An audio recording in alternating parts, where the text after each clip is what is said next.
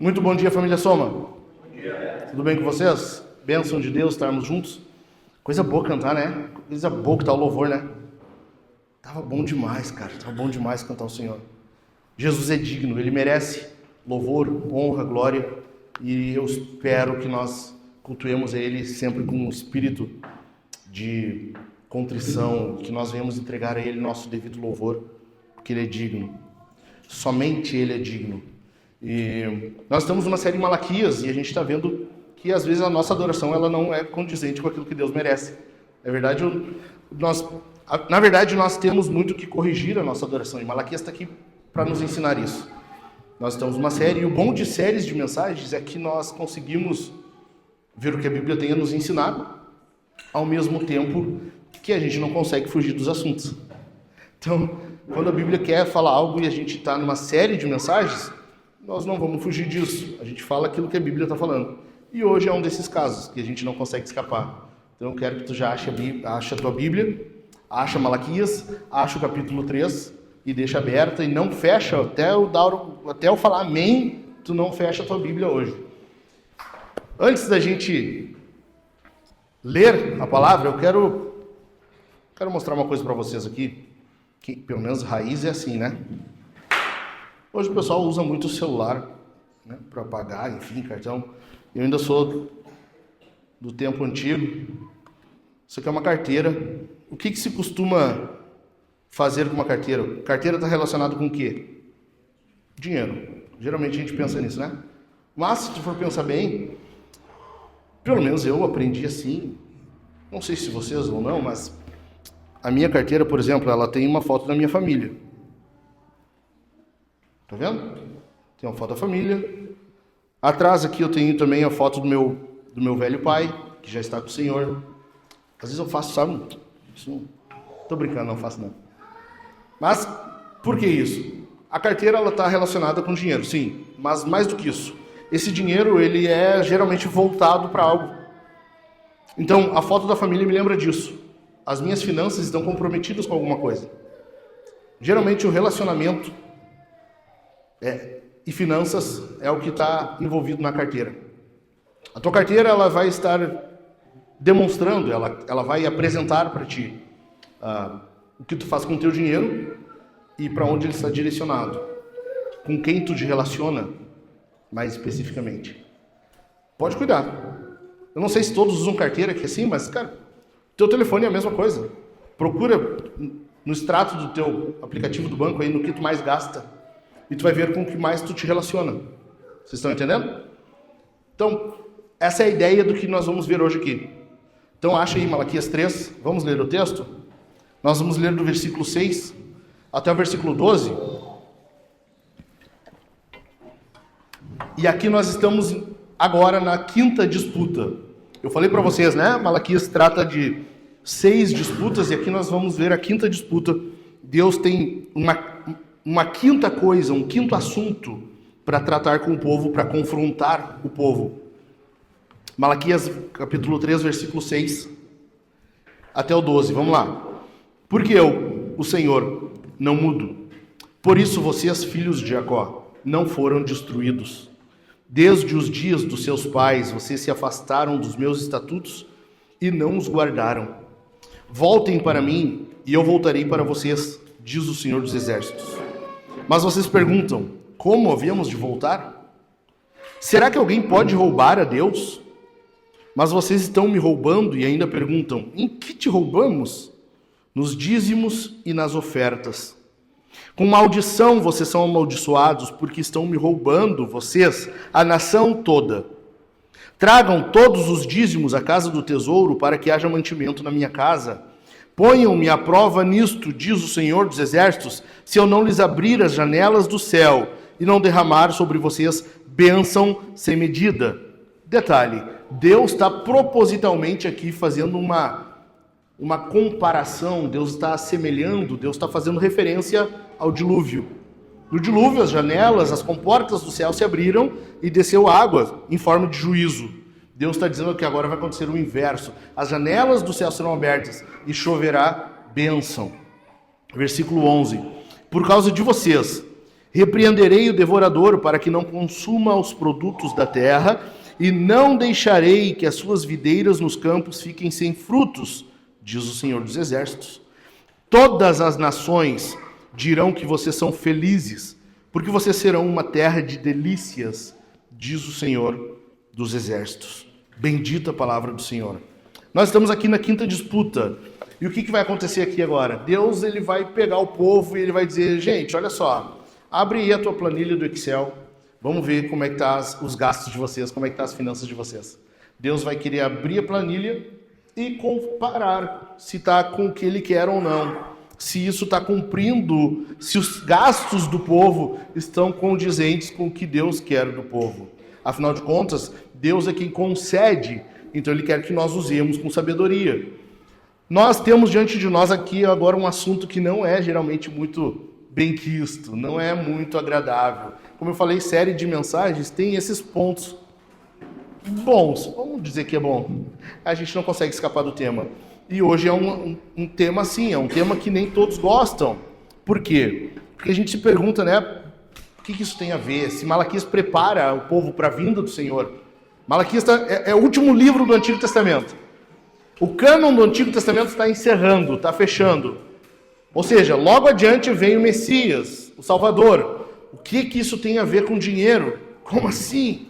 Por que isso? A verdade é que nós temos diante de nós um livro, um profeta falando sobre algo que tem tudo a ver. Porque o dinheiro, ele vai apresentar a condição do nosso coração. O dinheiro, ele revela a situação do nosso coração. E mais do que isso, em comparação com isso, de outro lado, nós temos um Deus que está confrontando o povo nisso, e ele pode muito bem fazer isso, porque ele dá exemplo. Afinal de contas, Deus deu o seu Filho. O nosso Deus é especialista em doação, em generosidade. Nós temos um Deus totalmente capaz, todo doador. Na verdade, tudo que existe é porque Deus dá. Para pensar um pouquinho. Estava boa essa noite na tua cama? Esse colchão foi Deus que te deu. Tu fez o que para que tu continuasse respirando, mesmo inconsciente? Nada. Deus te manteve vivo. O oxigênio que tu respirou, sabe? O ar que tu inspirou, teu pulmão separou um pouquinho de oxigênio que foi para a tua corrente sanguínea e liberou o restante. Foi tu que fez isso? Intencionalmente? Não. Deus te deu isso. Deus te deu um organismo capaz disso. Deus te deu o próprio ar.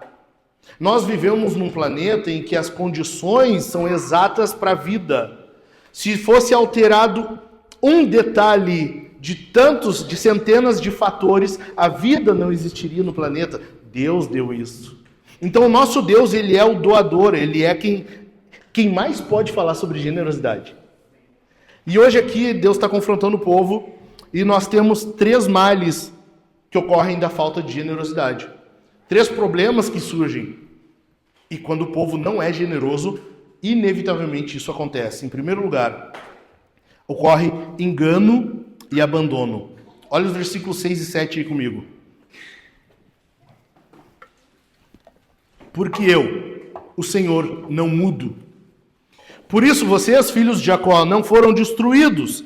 Desde os dias dos seus pais, vocês se afastaram dos meus estatutos e não os guardaram. Voltem para mim e eu voltarei para vocês, diz o Senhor dos Exércitos. Mas vocês perguntam, como havemos de voltar? O versículo 6 ele é uma transição. Lembram da semana passada? O povo estava confiando na justiça própria. O povo estava... Quando vai vir juízo? Nós queremos que venha, sabe? Cara, tu vai aguentar quando vier?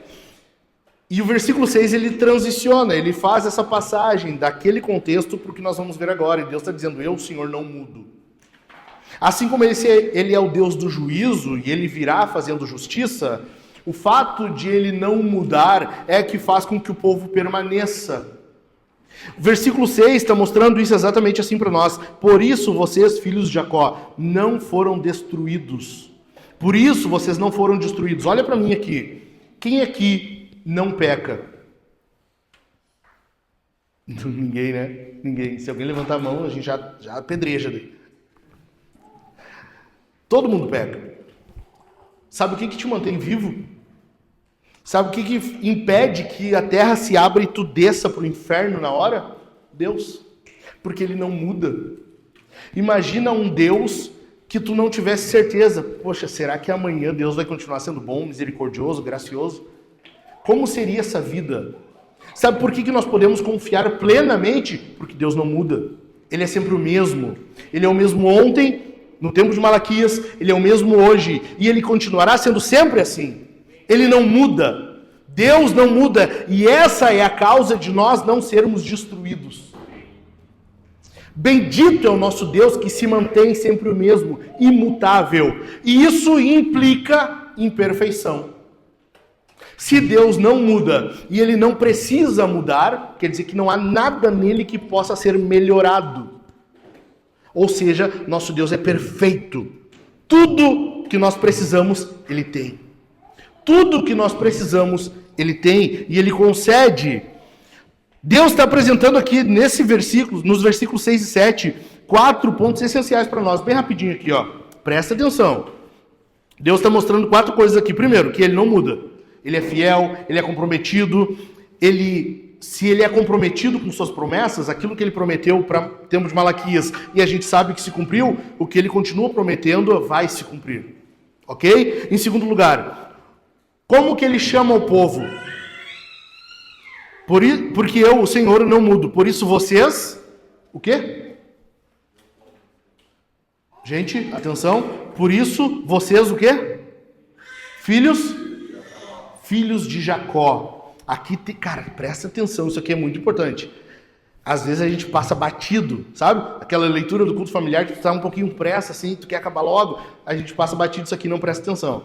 Deus está chamando o povo de filhos de Jacó. Primeiro, Jacó implica família. Lembra? Eu falei, é uma reunião familiar. Deus está usando o termo, o nome familiar, não da nação, Israel. Deus está usando o nome familiar aqui, da aliança, Jacó. Mas tem outro detalhe que Deus está usando aqui. O povo está mentindo, eles estão entregando algo achando que está bom. Lembram das ofertas horríveis que eles estão entregando? Oferta cega, coxa, doente, roubada... E eles acham que está tudo bem. Eles estão mentindo. O que Deus está dizendo? O que significa Jacó? Jacó, basicamente, é enganador. Deus está dizendo assim como o pai de vocês foi um enganador. Ele enganou, ele mentiu. Assim vocês estão fazendo. Ou seja, o Deus que não muda, e essa é a causa do povo não ser destruído, também está mostrando que o povo, por si... também não muda tanto assim. Entenderam? O povo também não muda tanto assim. O pai deles era mentiroso, eles continuam assim também. O pai deles mentiu, enganou, e o povo não mudou tanto de lá para cá. É isso que Deus está mostrando. Por quê? Porque o povo acha que vai enganar Deus com as ofertas. O povo está levando oferta tosca, oferta ridícula. O povo está levando tudo que é ruim para Deus. E eles acham que Deus vai se contentar. Oh, que bom. Pelo menos ele trouxe alguma coisa. Sabe, tipo o filho quando traz assim, um desenho, está aprendendo a desenhar. Oh, parece um escorpião. Não, é o papai. Tá, que bonitinho, meu amor. Sabe? Tu tem que aceitar aquilo. Deus não é assim. Ele não aceita essa oferta. Deus, ele quer que a oferta seja condizente com a tua adoração. Se tu leva uma oferta coxa, é porque tu se relaciona com Deus dessa forma. Tá entendendo? Sim ou não? Ou seja, o povo está agindo como Jacó. Jacó, lembra quando ele volta da terra de Labão? Ele volta e ele sacrifica, ele oferece o dízimo a Deus. Ele constrói o altar e ele oferece o dízimo. Lembram disso? Lá em Gênesis? O povo também voltou do exílio. Eles construíram o altar, o templo foi reconstruído. Só que as ofertas estão muito problemáticas. Eles não estão entregando o dízimo. Eles não estão entregando o dízimo que deveria ser entregue. Em terceiro lugar, ainda aqui, nessa passagem. E detalhe, só um detalhe. Logo adiante, vem um filho de Jacó. Mais propriamente, um filho de Judá. E ele oferece nesse altar. Ele oferece lá em Jerusalém um altar. Ele constrói o altar. lá no Monte Caveira, no Gólgota, e ele oferece um sacrifício ideal. Ok? Em terceiro lugar, Deus é implacavelmente misericordioso. O que está mostrando para nós aqui, o texto que Deus está mostrando, é que a bondade de Deus, essa bondade persistente de Deus, ela vai ela vai contra a persistência na mentira, no engano do povo. O povo é persistentemente egoísta, mentiroso, enganador, enquanto isso Deus é persistentemente gracioso, misericordioso, perdoador. Em quarto lugar, nós vemos aqui que o Senhor quer o povo antes do dízimo. Tu reparou nisso? Olha aí versículo 7 comigo. Desde os dias dos seus pais, vocês se afastaram dos meus estatutos e não os guardaram. Voltem para mim e eu voltarei para vocês. Antes de Deus falar sobre dízimo, antes de Deus falar sobre oferta, antes de Deus falar sobre condições, Ele vai dizer, eu quero tu, volta para mim. Se volta para mim e eu me voltarei para vocês. Te volta para mim e eu me voltarei para ti. Antes de falar do dízimo, antes de requerer o dízimo, Deus quer o povo, Deus quer a pessoa, Deus quer o ofertante. Deus não quer apenas o teu dinheiro. Tu está mentindo e agindo como um pagão.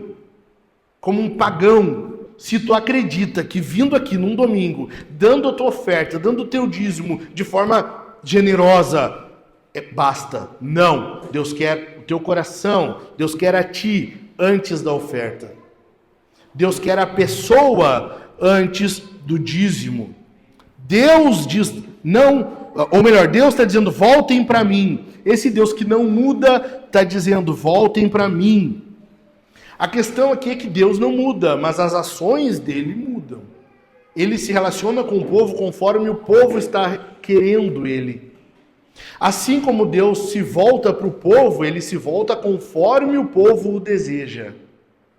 Ele não muda, mas as ações dele mudam conforme a tua postura diante dele. Entendido? A minha pergunta para ti é, como tu tem te portado diante de Deus? Tu acredita que oferecendo algo para Deus basta? Ou tu acredita realmente que Deus quer a ti antes do que tu tem para dar? Porque se tu só quer oferecer algo para Deus, então tu acha que Ele precisa de coisas. E na verdade o nosso Deus, Ele não precisa de nada. Esse Deus que não muda, que implica imperfeição, quer dizer que Ele já tem tudo o que Ele precisa. Ele é autossuficiente. Entendeu? Como que tu te relaciona com Deus? Por isso, a oferta que nós temos a entregar hoje, o sacrifício que nós temos a entregar, Paulo vai mencionar em Romanos 12, versículo 1. Portanto, irmãos, pelas misericórdias de Deus, peço que ofereçam o seu corpo, ou seja, vocês mesmos, o seu corpo como sacrifício vivo, santo e agradável a Deus. Este é o culto racional de vocês.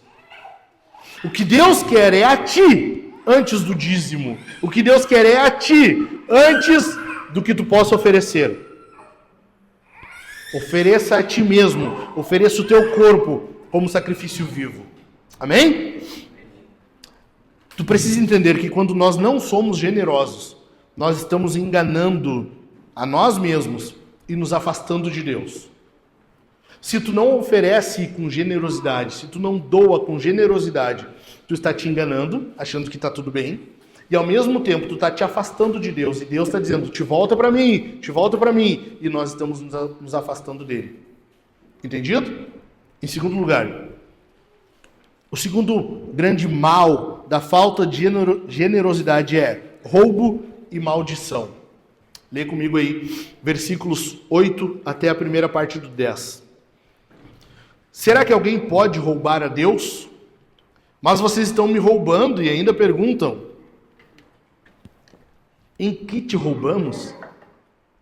Nos dízimos e nas ofertas.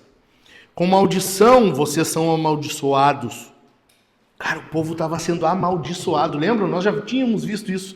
Essa é a terceira maldição que o povo está recebendo.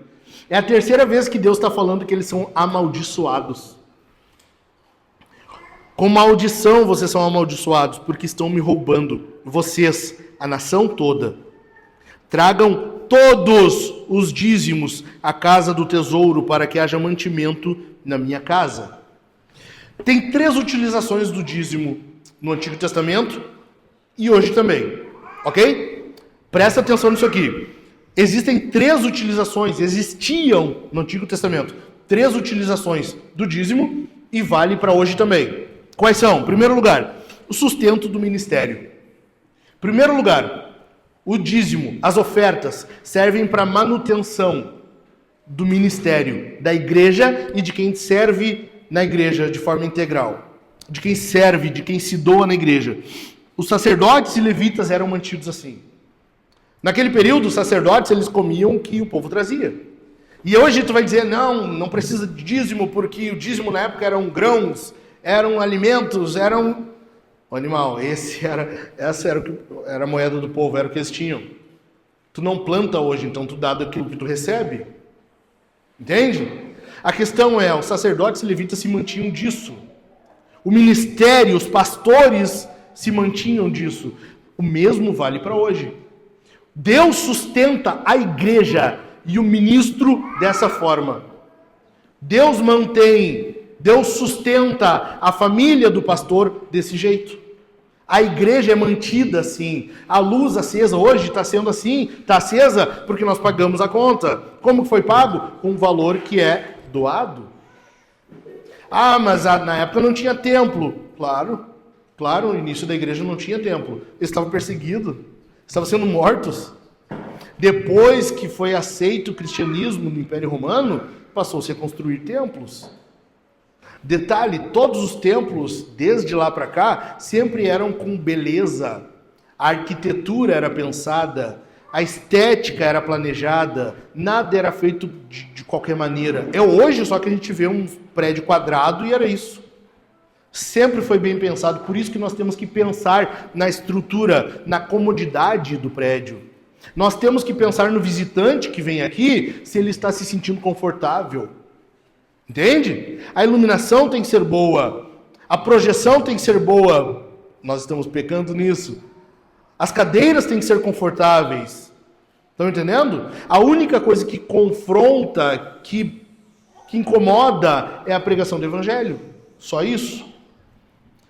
Em segundo lugar, a segunda utilização do dízimo era o cuidado com os necessitados. E vale para hoje também. A igreja também precisa cuidar de quem precisa. Na época, o que acontecia? Deus mandava cuidar do órfão, da viúva. Por quê? Cara, imagina, o órfão, uma criança perdeu o pai. Quem sustentava a casa? Pai. A mulher ficou viúva. Como que ela vai trabalhar? Não era, não tinha uma profissão. Por isso que Elias manda a viúva colocar azeite em várias vasilhas e vender, porque era a forma dela conseguir um dinheiro. Ela não trabalhava fora. Ela não tinha carteira assinada. Então, Deus manda sustentar, ajudar, melhor dizendo, o órfão, a viúva. Ontem nós estávamos conversando, minha esposa e eu, e a Su perguntou, como é que funciona hoje? Se alguém fica viúva, como que é? Deus disse, não, Paulo já respondeu isso. Paulo já resolveu. Está lá em Timóteo, capítulo 5. Se ela é nova, casa de novo. Se ela tem familiares, tem filhos, os filhos devem cuidar. É função dos filhos, da família, cuidar. Não tem, ela é sozinha, não tem quem cuide. A igreja vai cuidar. Entendeu? A igreja tem uma função de cuidar também da assistência social, de cuidar, não é assistencialismo, é assistência social, é cuidar dos necessitados, inclusive o estrangeiro.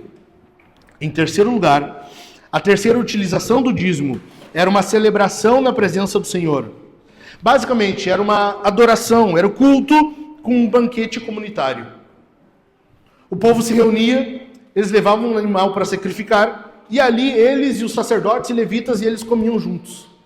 Eles iam comer na presença do Senhor, se alegrando, lembrando de que logo adiante viria alguém que se sacrificaria. Aquele sacrifício estava apontando para alguma coisa.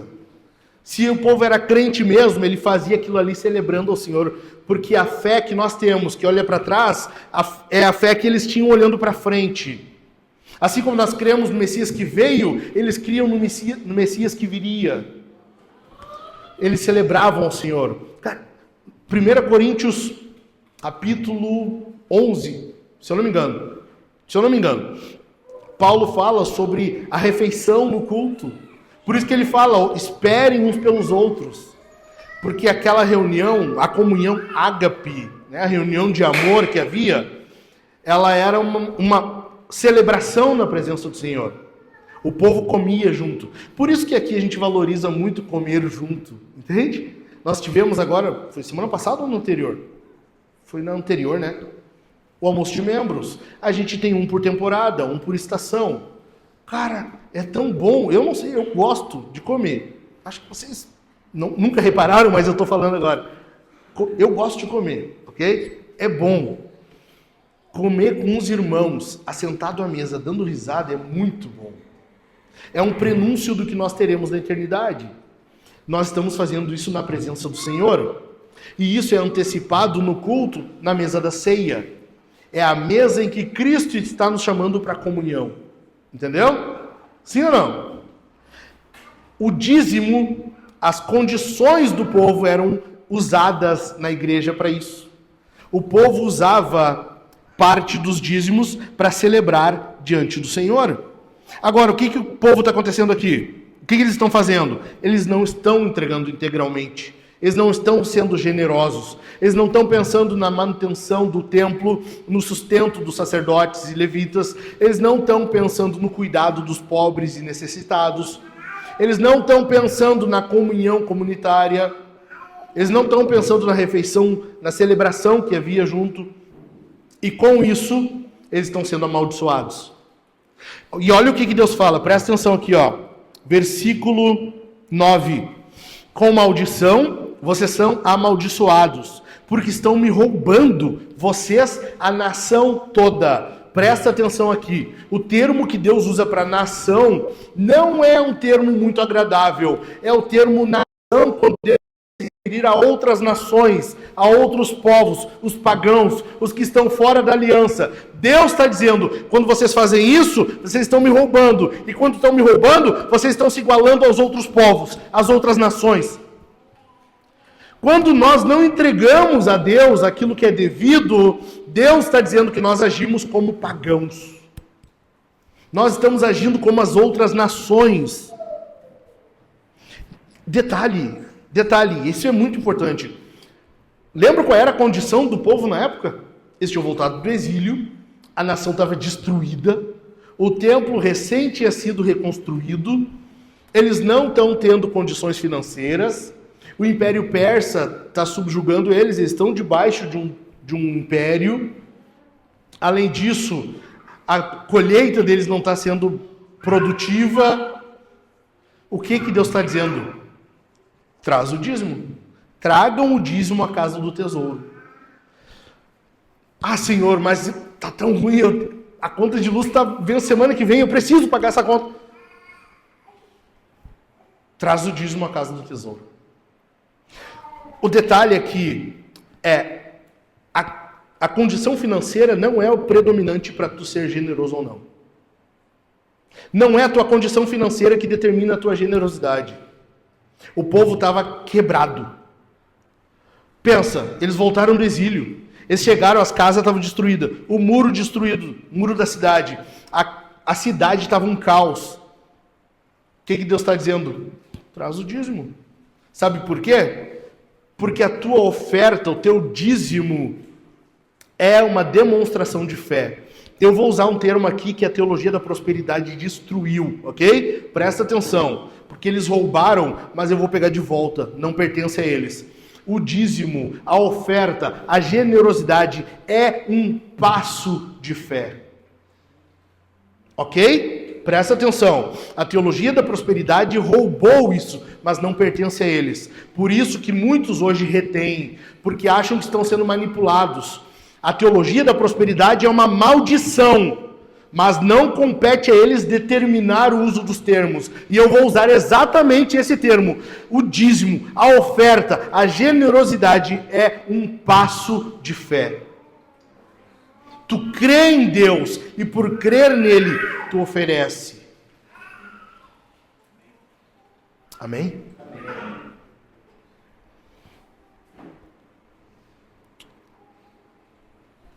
Tem um detalhe muito importante que fica também passa batido. Uma oferta cega, coxa, uma oferta roubada, tu consegue discernir, né? O cara chegava lá com uma ovelhinha com a pata quebrada, o sacerdote conseguia ver. Ele conseguia discernir se aquilo ali estava correto ou não. Cara, eu acho, não sei, a ovelhinha está com o olho pendurado, sim, acho que não está muito certo isso aí, né? Não sei, só acho. A ovelha está com a orelha pendurada, sim, ele foi furar a orelha, caiu, sim. Não está certo isso aí. Agora, o dízimo não tinha como saber. Como que quem está recebendo o dízimo no templo saberia se o cara está dando a proporção correta daquilo que ele recebeu? Está entendendo? O que Deus está dizendo é, antes de tu fazer algo para alguém ver, o que fica comprovado no texto aqui é que isso é uma questão peculiar entre a pessoa e Deus. Só que muitos vão usar isso para reter, entendeu? Muitos vão usar, não, então tá, então fechou. Não, se é assim, beleza. A questão é, daí que tu tem que contribuir a mais, porque a pessoa pode não saber. O pastor, quem cuida das finanças da igreja, pode não estar vendo. Deus está vendo. Deus vê. Deus sabe como que está a condição do teu coração na hora que tu entrega a tua oferta, o teu dízimo. Quando nós não somos generosos, nós roubamos a Deus e agimos como as outras nações. O nosso bolso e a nossa carteira sempre revelam onde está o nosso coração. O pastor Mark Driscoll, ele diz assim, você adora a sua riqueza, presta atenção, você adora a sua riqueza ou você adora a Deus com as suas riquezas.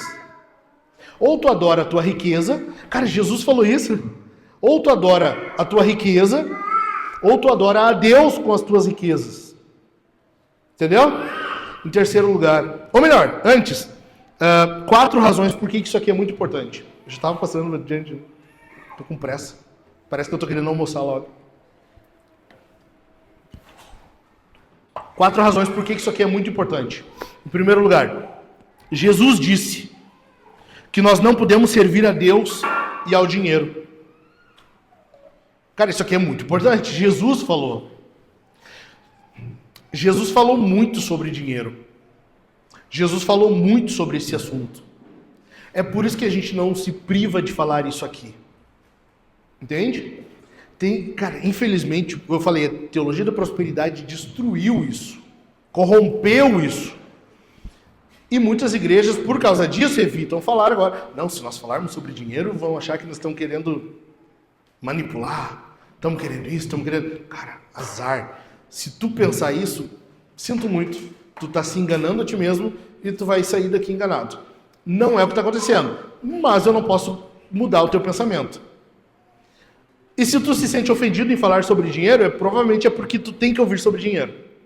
Ok? Mas Jesus falou isso aqui. Nós não temos como adorar dinheiro e Deus. Eles competem entre si. Ok? Eles competem. É uma questão de adoração. Por quê? Porque envolve sacrifício. E muitos aqui sacrificam pela riqueza. Cara, tem muitas pessoas que deixam de adquirir, deixam de usufruir, deixam de sair com a família. Não, porque eu tenho que guardar, nós temos que ter, nós temos que isso e aquilo. E não é errado tu guardar. O problema é quando tu sacrifica para ter.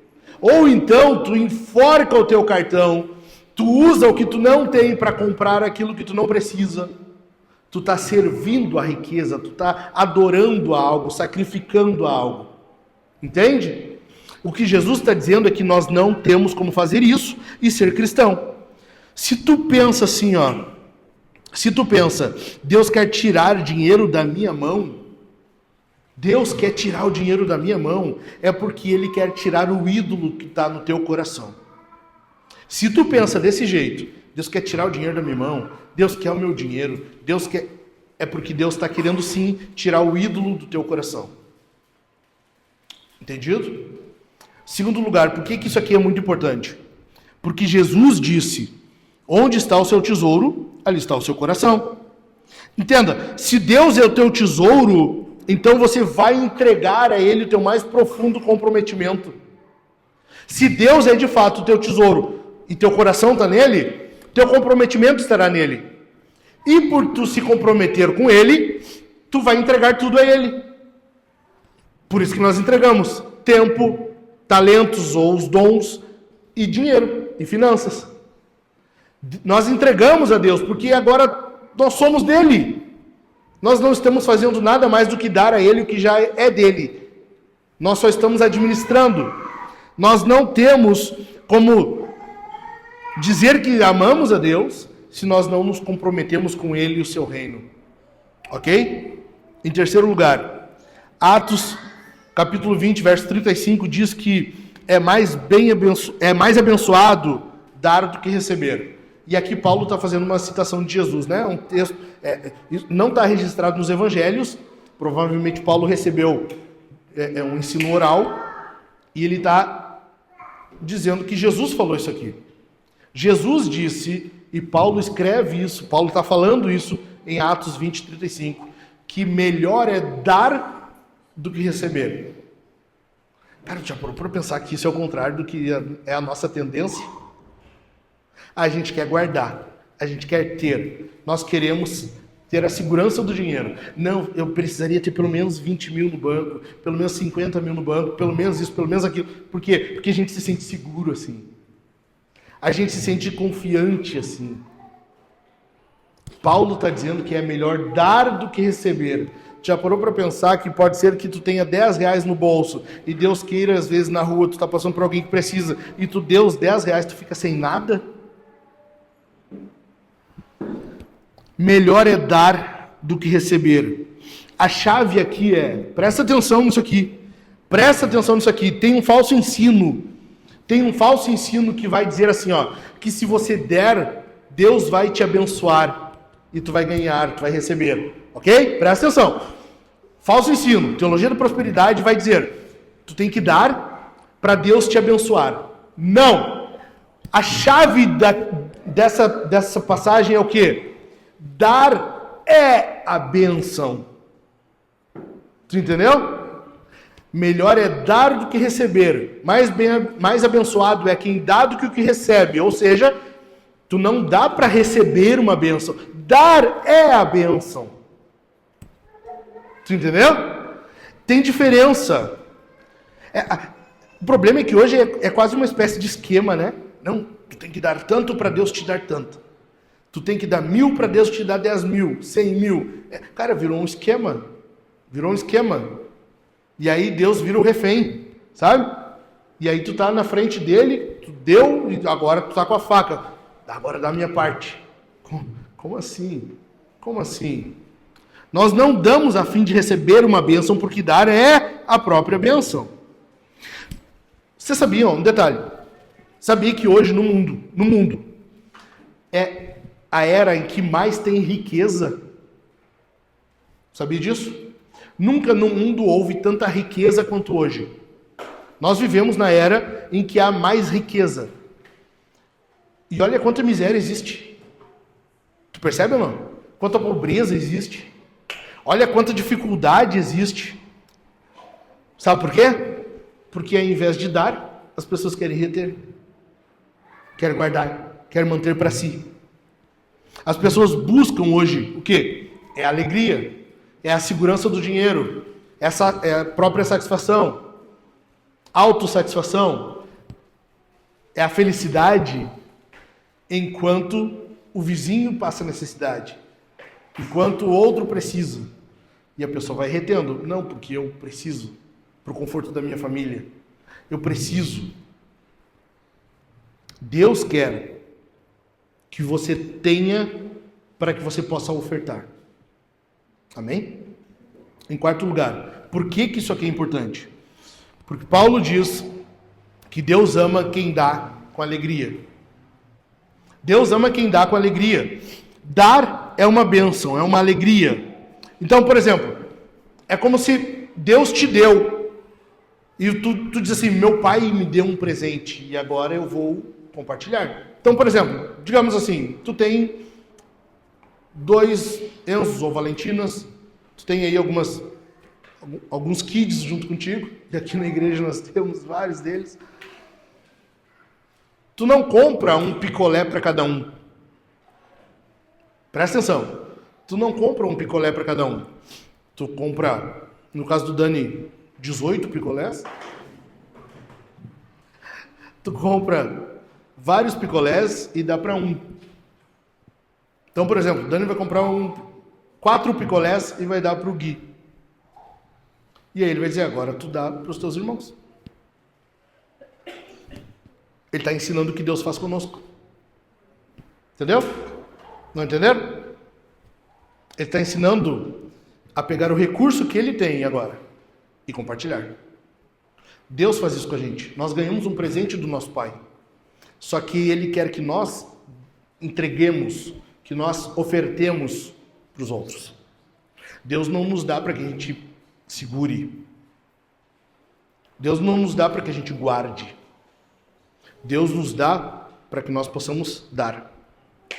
Deus nos dá para que nós possamos ser generosos. Então Ele vai dizer, filho, o Kennedy vai dar para a Alice, olha aqui minha filha, 2 picolés. Imagina a alegria da Alice. Se sem açúcar ela já é a Alice, imagina um pouquinho de açúcar. Mas Ele vai dizer para ela, agora tu dá para o teu irmão.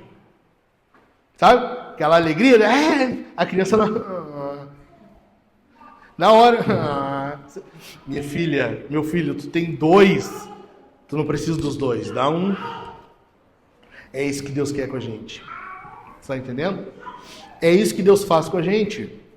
O mundo está cheio, presta atenção, cara, presta atenção nisso aqui. O mundo está cheio de tomadores e poucos doadores. Está entendendo? Nós precisamos inverter isso, nós precisamos que haja muitos doadores e poucos tomadores. Nós precisamos disso.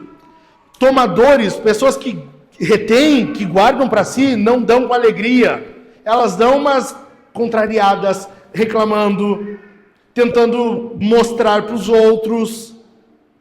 A pessoa até dá, ela até oferta, mas ela quer que alguém veja.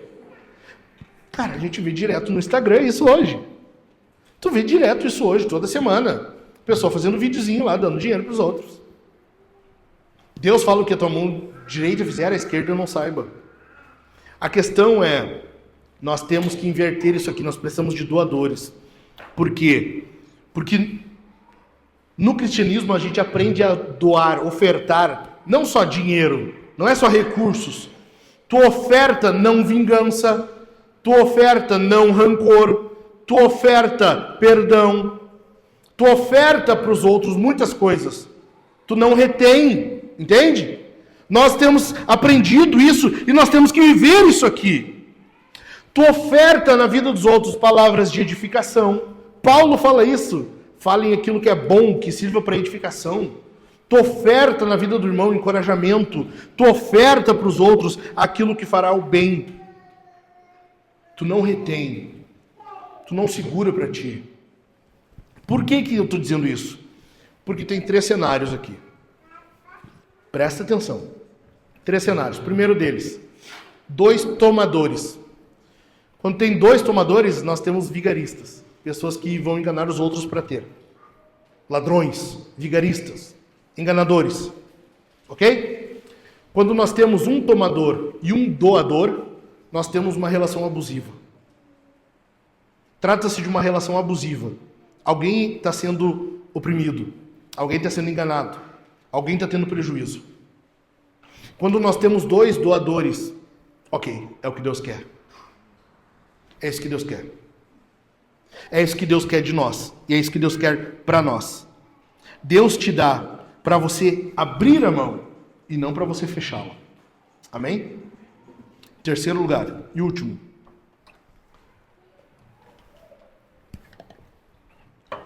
O terceiro grande mal da falta de generosidade é prejuízo e omissão. Versículo 10, parte final, até o 12. Ponham-me à prova nisto, diz o Senhor dos Exércitos, se eu não lhes abrir as janelas do céu e não derramar sobre vocês bênçãos sem medida. Cara, Deus está dizendo, ponham-me à prova. Cara, olha só, Deuteronômio 6:16 diz assim, não ponham à prova ao Senhor seu Deus, como fizeram em Massá. Ou seja, pôr o Senhor à prova não é algo muito bom, geralmente. Eu não aconselho tu ficar testando o Senhor, tá? Deus não é aquele que presta a prova. Ele é aquele que se senta na cadeira de professor e ele vai aplicar a prova para você, tá? Não é... Agora, Deus está dizendo, ponham-me à prova nisto. Ponham-me à prova nisto. Deus está dizendo que nós temos aqui dois testes possíveis. Dois testes possíveis. O teste sem fé é aquele que pede que Deus dê o primeiro passo. O teste sem fé, que é a nossa tendência, é aquele que vai dizer, o Senhor tem que me abençoar. Senhor, eu preciso de um salário melhor para poder começar a ter generosidade. Senhor, tu tem que dar o primeiro passo. Tu tem que fazer alguma coisa para daí eu poder fazer. Esse é o teste sem fé. O teste com fé é, tu dá o primeiro passo. Tu oferta, tu dá. Tu mostra generosidade e Deus abençoará a tua generosidade.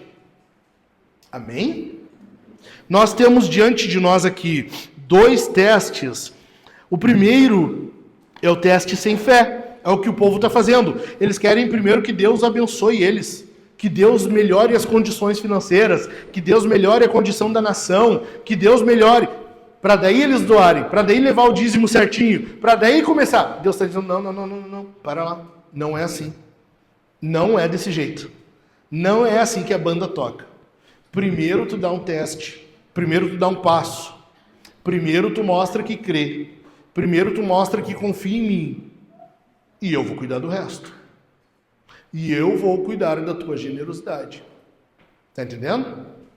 Diante de nós temos agora essa bifurcação. Nós podemos continuar pedindo que Deus dê o primeiro passo. Nós podemos continuar pedindo a Deus que faça algo para que a gente possa responder a isso. Só que a gente nunca faz. Ou a gente pode dar o primeiro passo, testar o Senhor, e Ele vai nos abençoar. Versículo 11 e 12. Por causa de vocês, repreenderei o devorador, para que não consuma os produtos da terra. E a maldição que estava havendo, Deus está dizendo que vai repreender. Deus está dizendo, vocês estão sendo amaldiçoados, a colheita não está funcionando, não está dando. Eu vou repreender o devorador, eu vou mandar embora. Repreenderei o devorador, para que não consuma os produtos da terra, e não deixarei que as suas videiras nos campos fiquem sem frutos, diz o Senhor dos Exércitos. Todas as nações dirão que vocês são felizes, porque vocês serão uma terra de delícias, diz o Senhor dos Exércitos. O que Deus está mostrando aqui é que esse teste de fé precisa ser dado com um passo de fé. Você dá um passo de fé e oferece algo, e Deus vai te abençoar. Deus não muda, mas eu falei, as atitudes dele, a resposta dele a nós mudam. Conforme o teu passo, o teu relacionamento com Deus, é a resposta de Deus para ti, ok? Deus não muda, Ele é sempre o mesmo. Por isso que Ele está dizendo, se tu agir desse jeito, eu abençoo. Eu sou assim, eu não mudo, eu faço desse jeito. Não espere que eu vá abençoar se tu não fizer como eu estou mandando. Basicamente o que Deus está dizendo é, não espere a minha bênção se tu me desobedece. Se tu sai fora do caminho que eu indiquei. Se tu faz o que não é para fazer. Não conte com a minha bênção, não conte com a minha aprovação, se não for do jeito que eu falei. É isso que Deus está dizendo, cara. Nós temos diante de nós esses dois caminhos. Ou tu faz assim, ou não. A escolha é nossa. Entendeu? É isso que Deus está dizendo. Nós somos chamados a usar tudo o que Deus nos concede para a glória dele, para a glória do Senhor, para a glória de Jesus. Tanto o que nós mantemos para o nosso próprio uso, quanto aquilo que nós ofertamos. Tanto aquilo que é nosso, que nós vamos utilizar, quanto aquilo que nós vamos doar. Tudo tem que servir para a glória de Deus. Tudo. Presta atenção, quando a gente não faz isso, nós estamos sofrendo prejuízo. Por quê? Porque Deus não repreende o devorador. Entende? E hoje o devorador na tua casa pode ser tu mesmo. Tu gasta com o que não precisa, tu gasta em futilidades. A tua casa parece que, cara, as coisas vão assim, sabe? Sobra mesmo no final do salário. Eu sei bem o que é isso. Eu tenho algum devorador lá em casa, não sei. Em algum lugar lá tem algum devorador, não sei onde é que tá, mas tem. E a coisa não anda, sabe? Não. Deus está dizendo, cara, é porque eu vou repreender o devorador. Se a gente não agir desse jeito, o devorador continua. Tu entendeu? Tu entendeu ou não? Sim ou não? A questão é que nós temos agora o ensino neotestamentário. E agora vem a grande questão. Tá, mas o dízimo é mandamento ou não é? Agora sempre vai ter essa perguntinha, né? No final alguém ia me procurar e diz, tá, pastor, mas o dízimo é bíblico ou não é no Novo Testamento? Tá, pastor, mas e aí? E o dízimo hoje vale para o Novo Testamento ou não? Cara, olha só, deixa eu explicar para vocês. O dízimo, o termo dízimo, aparece no Novo Testamento 2 vezes, tá? Mas em nenhuma delas está sendo reafirmado a obrigação do dízimo. Ou seja, o dízimo não é mais obrigatório hoje. Avarentos vão fazer assim.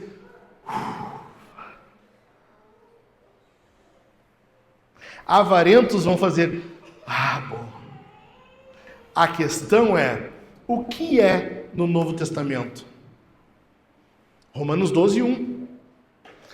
Quem é o sacrifício? Quem é a oferta? Não é o que é quem é. Nós. Agora não é mais 10% do teu salário. É tu. É tu. E contigo é o que tu tem. Então, tu pertence a Deus e os teus bens pertencem a Deus. Deus te dá. Paulo fala que nós somos mordomos, ok? Então, o dízimo é obrigatório no Novo Testamento? Não. Por quê? Porque é muito mais. É muito mais. Deus quer tudo. Deus quer tudo. Ele não quer 10% teu. Não. Cara, guarda para ti. Inclusive no Antigo Testamento, 10% ali era da colheita, era do que a pessoa plantava e colhia. Mas tinha oferta pela culpa, tinha o sacrifício do dia da expiação, o Yom Kippur, tinha muitas outras coisas que não faziam parte do dízimo. Tanto que a estimativa é que o dízimo, somado com o restante das ofertas, era entre 25% a 27%. Ok? Nem no Antigo Testamento era só 10%. Quanto mais no Novo, que nós pertencemos a Deus e temos que entregar nosso corpo como sacrifício vivo. Então, o ensino neotestamentário não é de que o dízimo seja uma obrigação, mas ele continua sendo um bom padrão. Ele continua sendo uma boa medida. Então tem 3 orientações do Novo Testamento, 3 princípios da contribuição. Presta atenção. Depois eu não quero ver ninguém vindo com desculpinha. Ô pastor, não sabia. Tu vai estar sabendo hoje. 3 princípios da contribuição. Primeiro deles, recorrência. No Novo Testamento, tu vai ver que a oferta, a contribuição, ela é recorrente.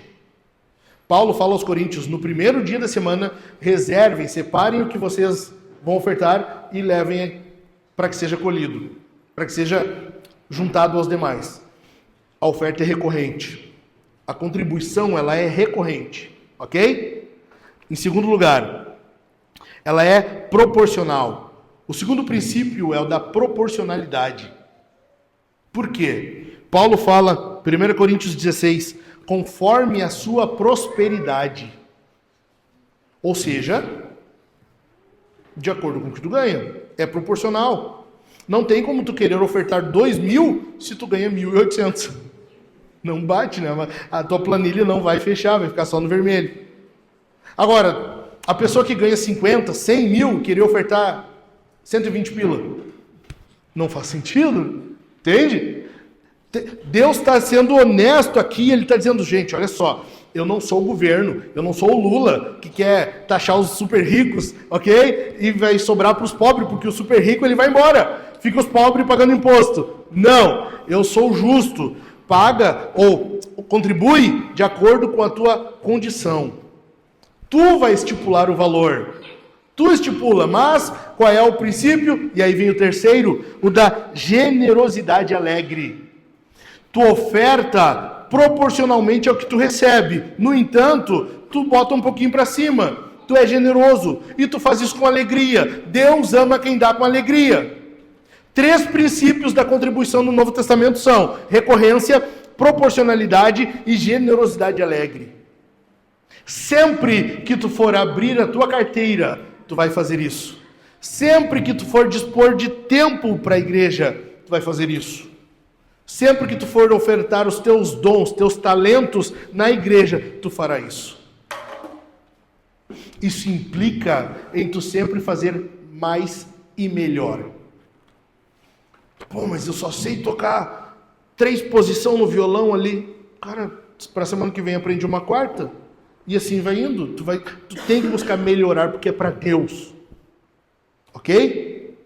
Ok? Por quê? Porque se nós não fizermos, nós estamos sendo omissos. E a omissão é contrária à missão. Olha o versículo 12. Todas as nações dirão, vocês são felizes, porque vocês serão uma terra de delícias, diz o Senhor dos Exércitos. Por que Deus está falando isso aqui? Porque a intenção de Deus é que o Evangelho chegue a todas as nações. A intenção de Deus é que o Evangelho alcance todas as nações. Deus está dizendo, todas as nações dirão. O que Jesus fala, Mateus 28, 19. Ide, vão e façam discípulos de todas as nações. É a mesma coisa, é a mesma expressão.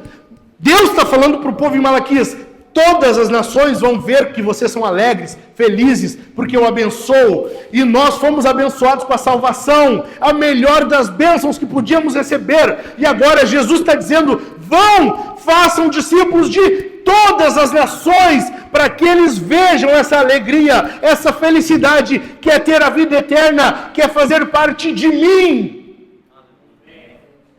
Nós temos uma missão a cumprir, e quando nós não somos generosos, nós somos omissos, o contrário disso aqui.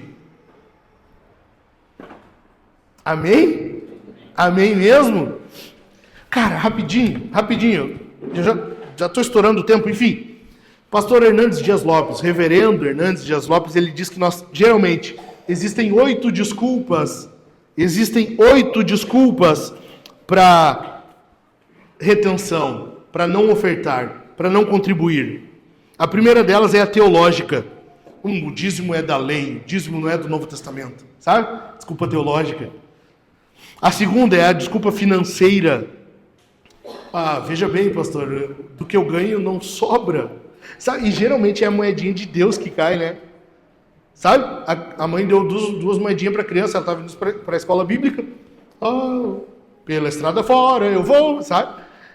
Caiu uma moedinha e foi pro ralo. Foi pro bueiro ali, lá, puxa vida. Foi a moedinha de Deus. A outra era para merenda, né? Comprar uma merendinha lá. E a outra era de Deus, para ofertar. Puxa vida, caiu justo a moedinha de Deus. Nós somos assim. Nós somos assim.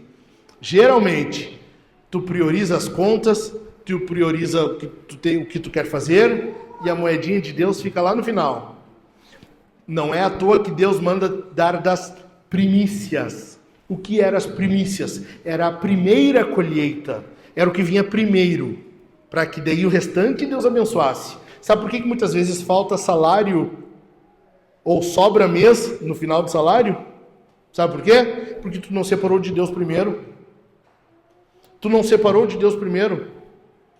Deus não vai, lembra que eu falei? Ele não vai abençoar aquilo que ele não mandou. Deus não vai abençoar a desobediência a ele. Muitas vezes não sobra porque nós não somos generosos. Terceira desculpa, a desculpa sentimental. Eu não sinto que devo dizimar, sabe? Eu não sinto. Cara, dízimo, oferta, contribuição não é um sentimento, tá? Deixa eu explicar, o óbvio tem que ser dito. Não é um sentimento. Tu não vai dizer, eu não sinto. Agora estou sentindo de ofertar. Daí tu vai... Não é assim. É uma ordem. Só obedece. Não estou sentindo de ofertar. Oferta sem sentir mesmo. Entendeu? É obediência. Simples assim. Quarto lugar. A desculpa matemática. Crente não dizima e prospera. E outros que dizimam não prosperam. Como? Tá, mas é que nós estamos vendo um princípio aqui. Isso aqui tem que ficar bem claro. Deus está dizendo assim, faz isso e eu vou abençoar. Tá? As janelas do céu serão abertas e serão derramadas bênçãos. Aí o que a gente faz? A gente pega isso e bota Deus contra a parede. Senhor, tá aqui, eu dei. Agora tu vai abençoar ou tu não vai? E a gente quer botar Deus contra a parede. Isso aqui é um princípio, ok? Deus está dizendo aqui um princípio. É como provérbios. São princípios que algumas vezes não vai acontecer. Não é à toa que nós temos cristãos pobres. Prazer, Michael. Eu não podia perder essa. Enfim. Não é todos que Deus vai tornar milionário. Entendeu? Deus não vai fazer com que todos sejam ricos.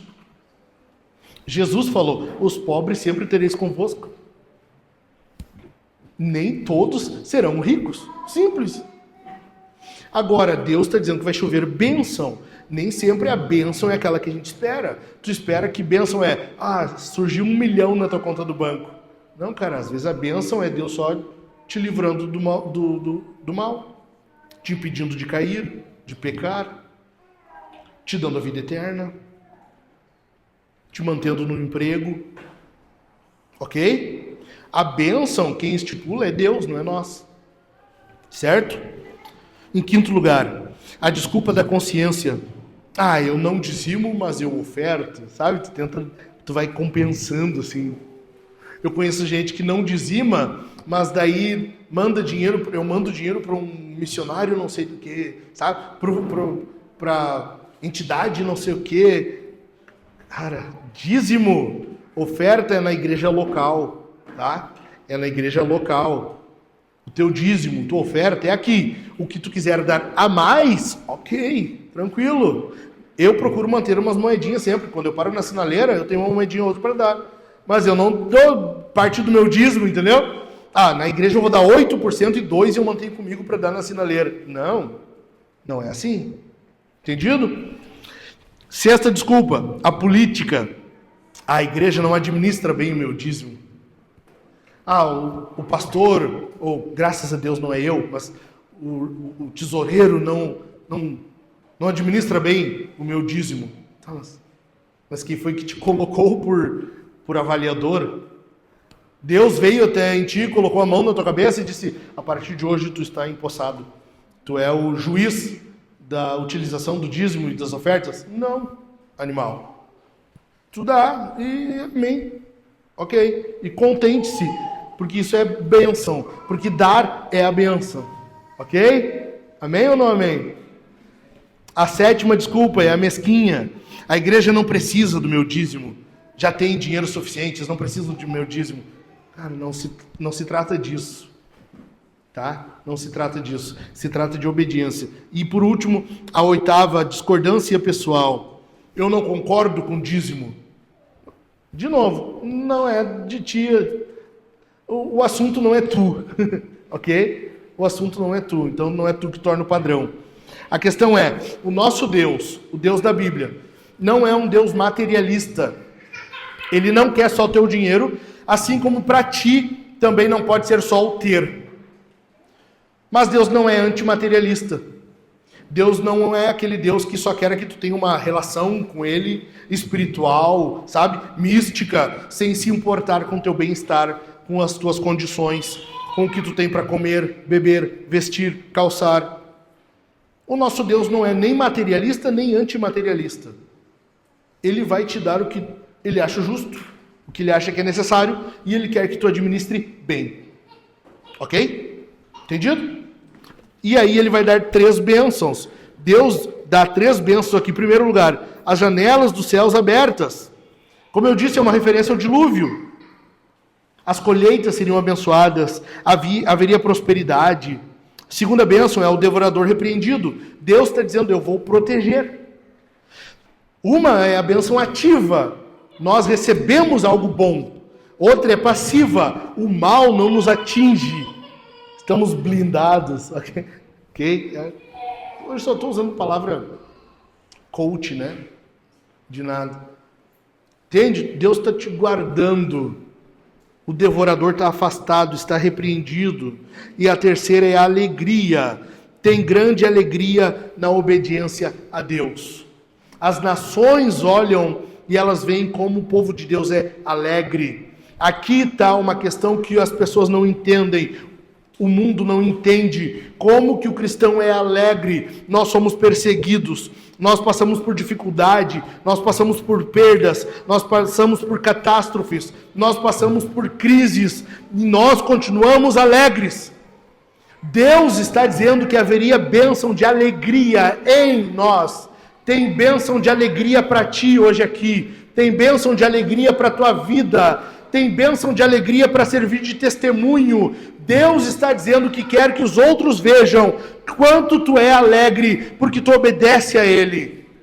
A generosidade, ou seja, a obediência a Deus, implica em alegria. Aqui fica um detalhe, eu dei o exemplo dos pais antes, né? Bons pais, eles vão mostrar para os filhos o quanto é alegre fazer isso, ser generoso. Como é bom e é alegre ser generoso. Doar, ofertar, contribuir, compartilhar. O espírito dessa passagem é: bons pais amam ver a generosidade fluindo dos filhos. É o que Deus faz exatamente conosco. Porque Ele é um bom pai e Ele quer generosidade fluindo por meio de nós. Bons pais fazem isso. Deus se agrada dos seus filhos e lhe dá bons presentes. E Ele quer que, juntamente com isso, os filhos compartilhem essa generosidade. Deus não quer só dar a nós, Ele quer dar por meio de nós. Deus não quer só te dar algo, Ele quer dar algo por meio de ti para os outros. Isso é a alegria do Evangelho. Por isso que nós compartilhamos a mensagem da cruz. Porque Deus nos abençoou e agora essa bênção flui de nós. Jesus morreu, nós éramos pecadores inveterados, nós estávamos perdidos, a condenação era o nosso fim, mas nós fomos abençoados, nós recebemos grande bênção, e eu não posso reter para mim, eu não posso guardar para mim, eu preciso falar para ti, tenha alegria, Deus quer o mesmo para ti. Tenha alegria. A missão de Deus inclui generosidade. Isso inicia no coração, vai para o nosso bolso, transborda em amor e culmina em missão. Deus quer isso para mim, para ti e por meio de nós. Cara, Jesus cumpriu essa tarefa de forma abundante, perfeita, e nos deu o desafio de dar. Ele quer que nós desfrutemos da promessa, da bênção de Deus, por causa dele. Por causa dele. Mas nós precisamos compartilhar isso aqui. Nós precisamos falar aos outros disso aqui. Não só nós temos uma promessa de terra de delícias lá no futuro. Ele já quer que nós experimentemos essa terra de delícias aqui. Não é que Deus tem o melhor dessa terra para ti, sabe? De novo, teologia da prosperidade. Não é isso. Mas nós já experimentamos. O Jaio ainda não. Nós já temos a bênção da vida eterna. Nós já usufruímos. Nós já nos deleitamos em Deus. Nós já desfrutamos da comunhão com os céus. Nós já temos o céu a nosso dispor. Tudo que é de Cristo é nosso. Não há recurso que falte para o cristão. Não existe recurso que falte para o cristão. Quando tu é generoso, generosa, Deus é mais do que tu. Tu nunca vai ganhar de Deus. Fica de pé.